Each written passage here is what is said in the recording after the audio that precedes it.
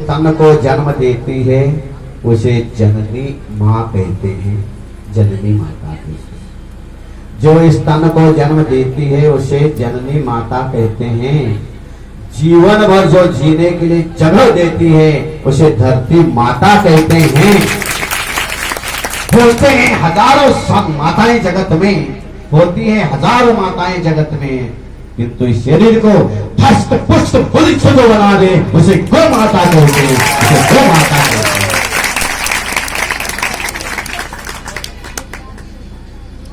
वास्तव में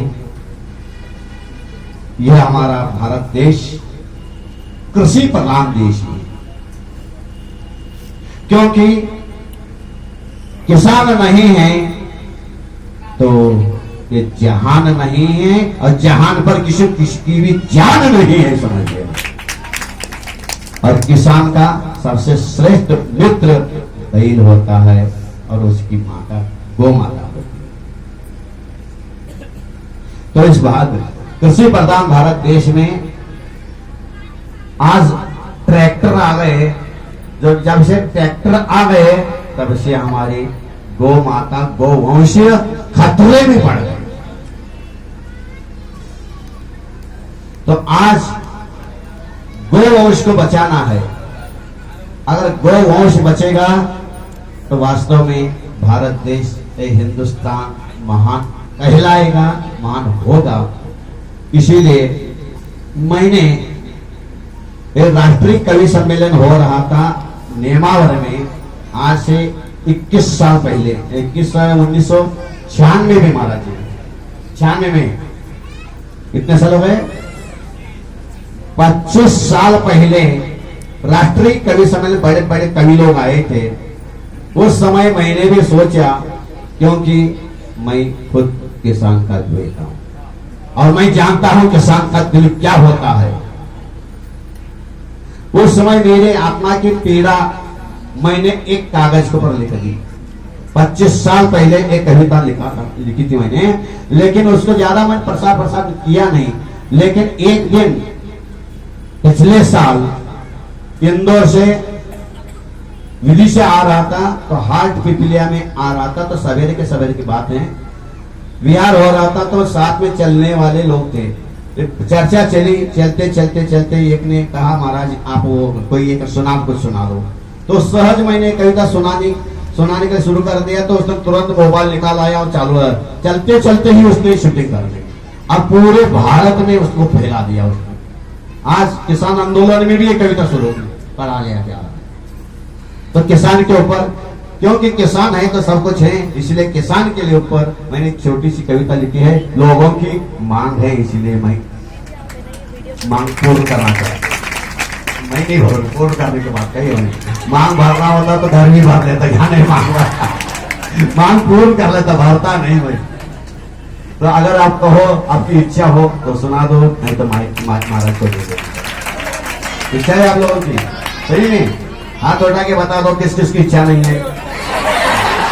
देख लो, इतने लोग हाथ उठा, मतलब इच्छा नहीं है। इच्छा है, इसीलिए मैंने पहला अशोकनगर में प्रवचन ने कहा था, जब भी गुरुओं की वाणी सुनना है, गुरुओं की बात सुनना है, तो कभी कान से नहीं ध्यान से सुनना चाहिए। गुरुओं की वाणी कान से नहीं ध्यान से सुननी चाहिए। और परिवार की वाणी, पत्नी की वाणी कान से सुनो, ध्यान से नहीं। वहां ध्यान से सुनोगे तो रामायण और महाभारत हो जाएगा। वहां कान से सुनो और कान से छोड़ दो। तो गुरुओं की वाणी ध्यान से सुननी चाहिए। तो इजाजत है? सुना दूं? सही में सुनाऊं?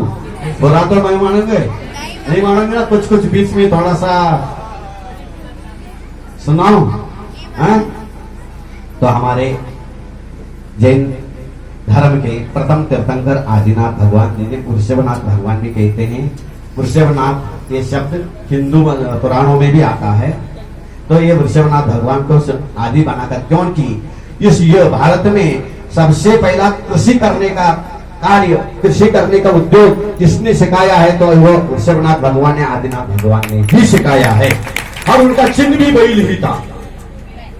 और शंकर जी का वाहन भी, बैल भी। इसीलिए मैंने उन्हीं को आदि लेकर के इस कविता को शुरू किया है लिखने के लिए। अब इजाजत है ना? बोलो, अच्छा लगेगा? लगेगा? सुनोगे? सुनोगे? बोलो, ध्यान से सुनोगे कि कान से? कैसे सुनोगे? कान से? ध्यान से। बहुत अच्छी बात है, तो सुनो तो ध्यान से। ऋषभनाथ भगवान हमारे, ऋषभनाथ भगवान हमारे, युगाधीश जग पालन हारे, जीवन जीने की कलाएं जन जन को इन्होंने बतलाएं। ऋषभनाथ भगवान हमारे, युगाधीश जग पालन हारे, जीवन जीने की कलाएं जन जन को इन्होंने बतलाएं। रहा प्रभु का एक ही नारा, मानो था वह प्राण से प्यारा, सुनो सुनाते हम हो तुमको, जिसे सुनाया प्रभु ने हमको। क्या सुनाया भगवान ने? क्या सुनाया? सुनो सुनाते हम वो तुमको, जिसे सुनाया प्रभु ने हमको। कृषि करो या ऋषि बनो तुम, आदिनाथ भगवान का नाम। कृषि करो या ऋषि बनो तुम, दया धर्म को पा सको तुम। अगर संत नहीं बन पाते तो किसान बनकर जीना सीखो। अगर संत नहीं बन पाते तो किसान बनकर जीना सीखो। किंतु आज ये भारतवासी कृषि कार्य को कहते बासी। अरे पुराना हो गया तो छोड़, कृषि छोड़ो आप। किंतु आज ये भारतवासी कृषि कार्य को कहते बासी। खेती करने में हिंसा है, ऐसी सबकी ही मनसा है। अरे खेती में तो बहुत हिंसा होती है, खेती छोड़ दो, ये जैनियों के मन में बहुत ज्यादा है, भरा हुआ है। खेती करने में हिंसा है, ऐसी सबकी ही मनसा है। किंतु सुनो तो मैं बतलाता किसान का जीवन क्या होता। किंतु सुनो तो मैं बतलाता किसान का जीवन क्या होता। हर किसान भारी भोला भाला, नहीं जानता वो घोटाला। बोलो, आज तक कोई किसान ने घोटाला किया है क्या? किया है? नहीं किया ना। किसान भारी भोला भाला, नहीं जानता वो घोटाला। परम शुद्ध वो शाकाहारी प्राणी, मातु के करुणाधारी। गो माता है उसकी माता और बैल है उसका भ्राता। गो माता है उसकी भ्राता और गो माता है उसकी माता और बैल है उसका भ्राता। किसान के संतान पेड़ है, किसान के सब नियम मेड़ है। और खेती उसकी धर्मशाला, कभी न लगते वहां पे ताला। और लगाएगा कभी खेत में ताला लगाए? लगा है? नहीं लगता। कितना भोला बोला, इतना सिरा सारा